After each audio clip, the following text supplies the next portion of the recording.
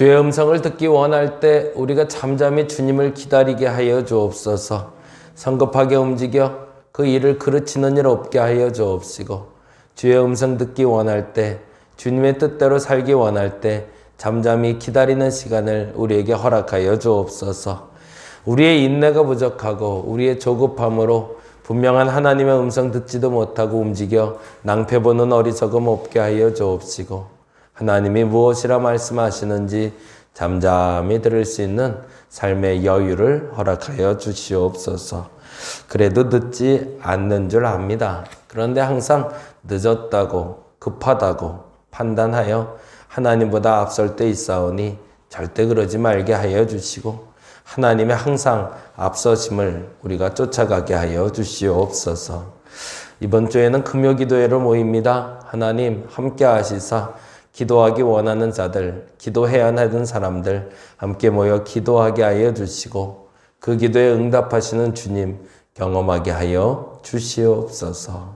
이 새벽에도 기도하기 위해서 나왔사오니 우리들의 마음 문이 활짝 열리게 하여 주시고, 하나님의 뜻을 온전하게 받고 분별할 수 있는 지혜 또한 허락하여 주시옵소서. 감사합니다. 고마우신 예수님 이름으로 기도드렸습니다. 아멘, 아멘. 오늘은 열왕기하 5장에 있는 말씀 함께 봅니다. 5장 9절에서 14절까지.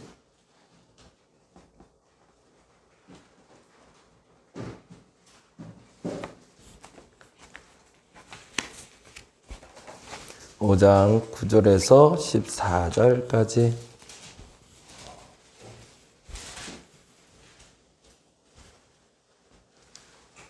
우리 같이 한 목소리로 천천히 읽도록 하겠습니다. 나아만이 이에 말들과 병거들을 거느리고 이르러 엘리사의 집문에 서니, 엘리사가 사자를 그에게 보내 이르되 너는 가서 요단강에 몸을 7번 씻으라. 내 살이 회복되어 깨끗하리라 하는지라. 나아만이 노하여 물러가며 이르되 내 생각에는 그가 내게로 나와 서서 그의 하나님 여호와의 이름을 부르고 그의 손을 그 부위 위에 흔들어 나병을 고칠까 하였도다.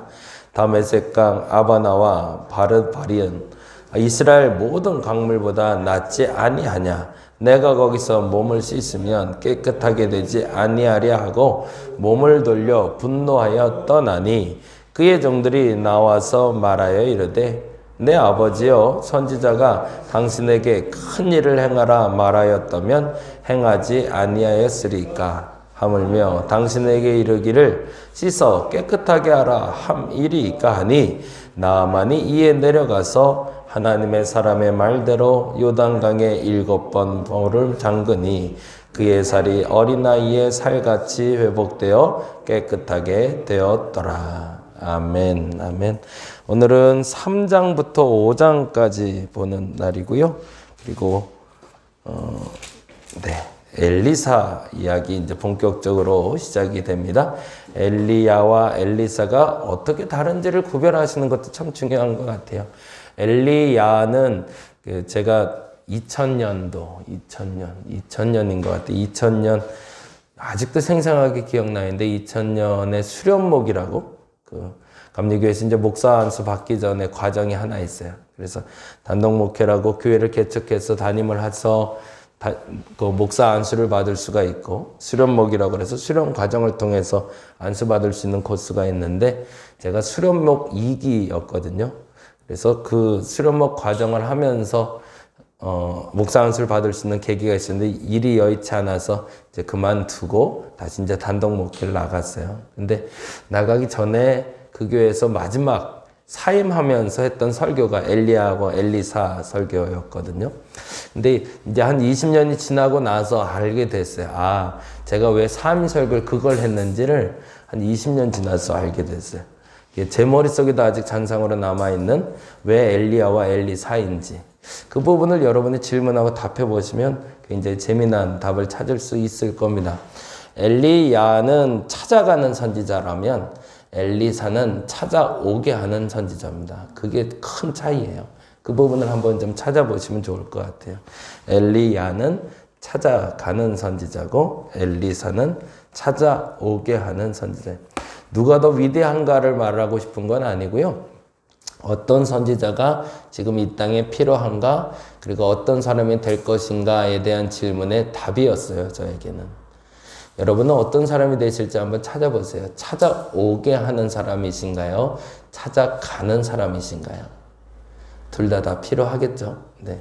그리고 양 목사는 어떤 사람인가 한번 생각해 보시기 바랍니다. 그래서 어떤 모습으로 살아가고 있는지 보시면 선지자의 모습 중에 이런 모습이 있구나라는 거 아시게 될 것 같습니다. 3장은 이렇게 제목을 적어놓죠. 모압과의 전쟁의 교훈은 무엇인가? 모압과 전쟁의 교훈은 무엇인가? 앞서 말씀드린 대로 아합이 죽자마자 정권에 대한 공백이 생겼고, 공백이 생기자 조공을 바치던 나라들이 움직이기 시작합니다. 이건 아니지. 이제는 한번 독립해봐야겠다라고 생각을 하는 거죠. 근데 사실은 아합 왕 때 모압에게 조금 과하게 물건을 조공을 받긴 했더라고요. 3장 4절을 볼까요? 3장 4절 말씀 같이 한번 봅니다. 모압 왕 메사는 양을 치는 자라 새끼 양 10만 마리의 털과 순양 10만 마리의 털을 이스라엘 왕에게 바치더니 라고 되어 있죠. 그때 당시에 조공을 이 정도를 바쳤다는 거죠. 그러니 꽤 적은 양은 아니었던 거죠. 그런데 모압 왕 메사 스스로가 양을 치던 사람이다 보니 이게 너무 과하다라고 생각한 거죠. 이쯤 되면 우리도 다시 한번 일어나야겠다라고 생각을 했던 거고, 그런데 그 때를 만났는데 그게 바로 5절이었죠. 읽어볼까요? 아합이 죽은 후에 모압 왕이 이스라엘 왕을 배반한지라. 사실은 그래서 이건 1장 1절부터 연결되는 얘기입니다. 그래서 왜 모압이 배반을 시작했는지, 그리고 이스라엘이 왜 그들과 전쟁하게 됐는지에 대한 동기부여가 돼요. 그런데 이때 아주 재미난 일이 벌어져요. 6절과 7절 보면 이렇게 되어 있죠. 그때 여호람이 사마리아에서 나가 온 이스라엘을 둘러보고 또 가서 그 다음에 뭐라고 되어 있죠? 유다의 왕 여호사밧에게 사신을 보내라고 되어 있습니다. 그들이 연합전선을 펴기 시작했어요. 모압이 조공을 바치던 나라인데 홀로 싸워 이기기에는 조금 역부족이다 생각했던 것 같아요. 그래서 유다의 왕에게 사신을 보내서 우리 같이 한판 하자라고 얘기를 한 겁니다. 그러면은 서로 간에 정치적인 거래가 이루어지고 있었겠죠. 근데 그러고 나서 8절에 이렇게 되어 있습니다. 8절 말씀 읽어볼까요? 8절 여호람이 이르되, 여기서 이제 여호람, 여호사밧 뭐 이렇게 사람들의 이름이 나올 때 잘 쫓아오셔야 되는데 이게 북쪽 왕인지 남쪽 왕인지를 이렇게 좀 구분을 하셔야 돼요. 여호람은 북쪽의 왕입니다. 여호람이 이렇게 얘기를 합니다. 우리가 어느 길로 올라가리까 하니 그가 대답하되 뭐라고 되어 있어요? 에돔 광야 길로이니이다. 그는 누굴 얘기할까요? 하나님일까요? 선지자일까요? 유다의 왕일까요? 유다의 왕이겠죠. 그러면 누구의 생각대로 이 전쟁을 시작한 거죠? 예, 사람들 생각으로 판단해서 시작한 거죠. 여기에는 하나님이 계실까요? 안 계실까요? 예, 하나님이 배제된 전쟁이었다라는 거죠. 그 얘기를 하고 싶어서 사실은 모압 이야기를 넣고 있는 겁니다. 전쟁을 치러야 되는데 전쟁에서 연합정전을 치는 것까지는 잘한 거예요. 근데 잘했는데 그 다음에 나갈 준비를 할 때 우리는 어디로 가리까? 이 물음은 항상 이스라엘 백성들은 누구에게 던졌던 질문이죠? 하나님께, 여호와께 물었던 질문이죠. 다윗은 올라가리까? 전쟁에 치리까? 라고 물어보고 하나님은 올라가라 그러면 갔고, 가지 말라 그러면 멈췄고 이랬는데, 지금 그들이 그 습관이 남아있긴 하지만 이제 서로가 서로에게 묻고 그러고 나서 생각하길 에돔으로 가자라고 결정을 한 거죠. 그런데 이렇게 되어 있습니다. 가자마자 이런 일이 벌어졌네요. 9절 말씀 같이 읽어볼까요? 이스라엘 왕과 유다 왕과 에돔 왕이 가더니 세 왕이 같이 연합전선을 펼치기 시작했습니다. 그런데 길을 둘러간 지 7일에 군사와 따라가는 가축을 뭐래요? 먹일 물이 없는지라. 그러고 나서 이제야 깨닫습니다. 10절에 봅니다. 이스라엘 왕이 이르되 슬프다. 여호와께서 이 세 왕을 불러 모아 모압의 손에 넘기려 하시는도다. 그리고 나서 이제 그때 생각이 난 거죠. 11절에 여호사밧이 이르되 우리가 여호와께 물을 만한 여호와의 선지자가 여기 없느냐. 거기다가 줄을 좀 쳐놓으세요. 사실은 왜 이 말이 계속 반복되고 있을까라는 거죠. 열왕기 상하를 보실 때 항상 기억해야 되는 게 있다고 그랬어요. 왜 이스라엘은 망했을까? 왜 이스라엘은 무너질 수밖에 없었을까? 그들에게 정말 하나님의 뜻을 물을 선지자가 없기 때문이었을까라고 묻는 거예요. 정말 없었을까? 정말 하나님의 뜻을 아는 사람이 아무도 없어서 그들이 무너졌을까? 그게 아니라는 거죠. 하나님의 뜻을 물을 수 있는 사람이 없어서가 아니라 묻지 않았기 때문에 넘어진 거라고 말하고 있는 겁니다. 우리가 왜 신앙생활에 자꾸 무너질까? 나를 도와주는 사람이 없어서 무너질까? 아니, 도와줄 사람은 있는데 도움을 청하지 않기 때문에 무너지는 거라는 겁니다. 왜 한국교회가 자꾸 무너질까? 코로나 때문에 왜 이렇게 어려울까? 하나님이 없어서일까? 아니, 하나님께 묻지 않아서이기 때문이다.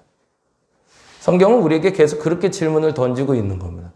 너에게 정말 물을 선지자가 없느냐? 너에게 정말 이 문제에 대한 해결점을 가져올 사람이 아무도 없느냐? 아니다라는 거죠. 그런데 너희가 묻지 않고 움직여서 항상 낭패 보지 않았느냐? 그리고 나서 이런 표현이 나오고 있어요. 3장 18절 볼까요? 3장 18절. 이제 엘리사를 만나게 돼요. 그리고 엘리사가 다음과 같이 얘기하면 참 이 말이 또 멋있어요. 같이 한번 읽어볼까요? 18절. 이것은 여호와께서 보시기에 작은 일이다. 거기다 줄을 좀 쳐놓으세요. 이것은 여호와께서 보시기에 작은 일이라. 아니 한 나라의 왕이 아니라 두 나라, 세 나라가 모여서 큰일 났다고 걱정을 했거든요. 물이 없어 어쩌지? 야, 가축 먹일 것뿐만 아니라 사람 먹을 물도 없는데 이거 어떡하냐 그랬는데 이 정도는 하나님 보시기엔 작은 일이야 라고 엘리사가 얘기했다는 거죠. 그리고 사실은 이 전쟁에서도 이기게 됩니다. 그런데 전쟁에서 이기고 나서도 찝찝한 전쟁을 치르게 돼요. 이긴 건지 진 건지 모를 전쟁. 그런 애매한 전쟁을 마치고 돌아가는 전쟁 이야기가 3장 이야기가 됩니다. 그래서 다시 한번 여러분도 3장을 보시면서 그렇게 질문하시면 좋겠어요. 너희가 물을 만한 선지자가 여기 없느냐? 이 질문에 대해서 여러분이 답할 수 있었으면 좋겠습니다.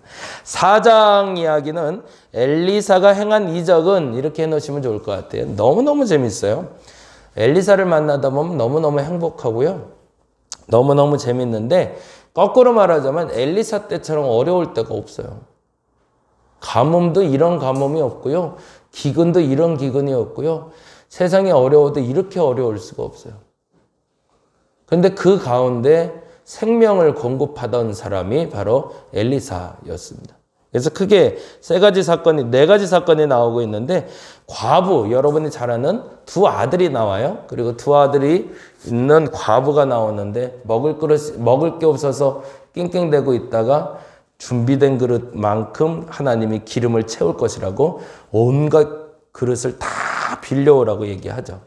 그래서 그릇을 빌려오자마자 거기다가 기름을 붓는데 그릇이 있는 곳마다 기름이 가득 차는데 그릇이 다 떨어졌습니다. 그러니까 기름이 멈추는 장면.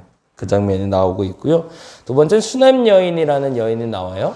엘리사를 공개하던 여인인데 엘리사가 참 편하게 찾아갔던 여인이었던 것 같아요. 어느 날이든 찾아가서 말할 수 있고 대화할 수 있고 음식을 공개하던 여인인데 그 여인에게 아이를 주었고 근데 그 아이가 죽을 고비를 넘기자 엘리사가 살려주는 이야기가 나오고 있고요.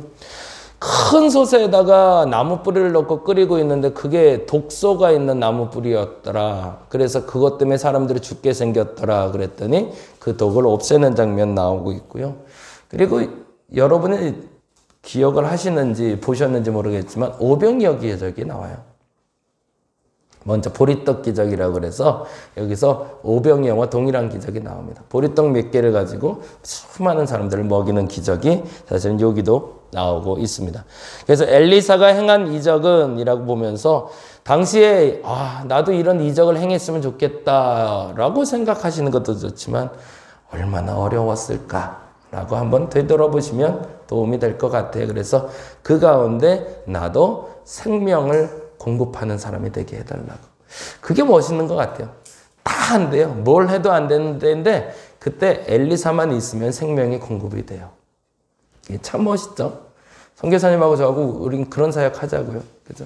너무너무 좋을 것 같아요. 막 이렇게 사람들이 너무너무 힘들어요. 그런데 우리만 만나면 막 생명력이 공급되면 그렇다고 막 넘치게 주지도 못해요.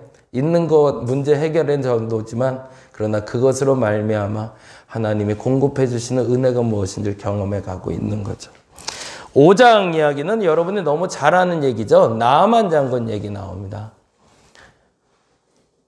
근데 이쯤 되면 여러분이 하나 보이는 게 있어야 되는데 뭘 봐야 될까요? 이스라엘만의 하나님이 아니구나 라고 보이기 시작해요. 그동안은 열왕기 상하를 거쳐오면서 끊임없이 그들이 말했던 하나님은 우리의 하나님, 나의 하나님이었잖아요. 그렇죠? 이스라엘에만 속한 하나님이었는데 엘리야에서 엘리사로 넘어가면서 바뀐 게 있어요. 이스라엘만의 하나님이 아니구나. 세상을 통치하시는 하나님을 이들이 만나게 됩니다. 모압과의 전쟁에서 물을 주실 때 이건 작은 일이야 라고 말했던 엘리사의 말이 어떤 말인지를 점점 깨달아가기 시작해요. 지역에 있는 가난한 사람을 돌보는 것뿐만 아니라 이제는 아람에 있는 군대 장관이 찾아오게 만드는 그런 하나님을 만나게 됩니다. 이스라엘 백성들 눈에서도 나만을 사랑하시고 나만을 복주시는 하나님이 아니라 하나님을 아는 자에게 복주시는 하나님을 알기 시작하는 거죠. 그게 나아만 장군 사건입니다. 그래서 나아만 장군 사건을 통해서는 하나님이 이방에게도 손을 뻗치고 계시고 그리고 그 구원의 역사가 그들에게도 임하고 있더라라는 걸 보여주는 장면이 나아만 장군 사건이 돼요. 근데 역시나 동일한 장면이 하나가 나오는데 시간이 이제 다 돼서 요거까지만 하고 마무리할게요. 사실은 3장, 4장, 5장은 풍성한 얘기가 써 있어서 여러분 꼼꼼히 보시면 굉장히 재밌게 보실 수 있을 것 같고요. 11절, 13절 보겠습니다. 11절 같이 한번 볼까요? 11절 같이 읽어봅니다. 5장 11절. 나아만이 노하여 물러가며 이르되 내 생각에는 그가 내게로 나와서 그의 하나님 여호와의 이름을 부르고 그의 손을 그 부위 위에 흔들어 나병을 고칠까 하여. 누구 생각이요? 나아만 생각엔. 이쯤 해야 예언자지. 좀 멋있게 짠 하고 등장해서 뭐 지팡이를 들고 나오든 뭘 들고 나오든 그래서 하나님의 이름을 크게 한번 외치고 그 부위에 손 얹어서 안수해서 딱 났으면 멋있잖아 그런 거죠. 근데 그거 뭐 하나도 없다가 얘기하는 거죠. 엘리사는. 그렇게 고칠 문제가 아니야. 그러면서 나와보지도 않고 나아만에게 가서 저기 요단강에서 물 좀 떠다가도 아니라 거기에 네 몸을 풍덩 담가라 라고 얘기하고 있는 장면이 그 다음 얘기입니다. 그런데 13절에 이렇게 돼 있죠. 읽어볼까요? 그의 종들이 나와서 말하여 이르되 내 아버지여 선지자가 당신에게 그 다음부터 줄쳐놓습니다. 큰 일을 행하라 말하였다면 행하지 아니하였으리까. 앞서 읽었던 것처럼 이 일은 하나님에겐 작은 일이더라. 그렇다면 큰 일은 뭘까? 이 부분을 여러분이 질문하고 답해 보시면 좋을 것 같아요. 나만이 생각했던 큰 일은 뭘까? 그리고 하나님이 행하신 큰 일은 뭔가? 하나님은 우리에게 역사를 일으키기 위해서 내게 원하시는 순종은 어떤 걸까? 얼마나 대단한 걸 원하실까? 아니라는 거죠. 아주 작은 순종이 촉발이 돼서 큰 불길이 될 겁니다. 오늘 이 시간은 그렇게 기도했으면 좋겠어요. 하나님, 아주 작은 촛불이 되게 해달라고. 그 촛불이 점화되게 해달라고. 오늘 나의 그 촛불의 순종이라는 단어의 점화가 일어날 때 그 큰 불이 일어날 줄 믿사오니 하나님, 이 작은 순종을 통해서 큰 역사를 나타내는 내가 되게 해달라고 기도하는 저와 여러분 되시기를 바랍니다. 기도하겠습니다. 하나님은 사실 우리에게 많은 순종을 원하지는 않습니다. 어마어마하게 대단한 순종도 원하지 않습니다. 나의 작은 순종으로 하나님이 역사하십니다. 나의 작은 순종이 하나님의 큰 부를 가져올 줄 믿습니다. 엘리야가 무릎 사이에 머리를 넣고 기도할 때 손바닥만한 구름이 나타나 큰 비를 몰고 온 것처럼 엘리사가 나아만에게 물에 풍덩 담그라라는 작은 순종을 요청했을 때 나아만의 병이 나았던 것처럼 하나님이 원하시는 그 순종, 그래서 그 순종을 통해서 큰 역사를 보게 하여 주시옵소서. 감사합니다. 고마우신 예수님 이름으로 기도드렸습니다. 다 같이 기도하고 돌아가겠습니다.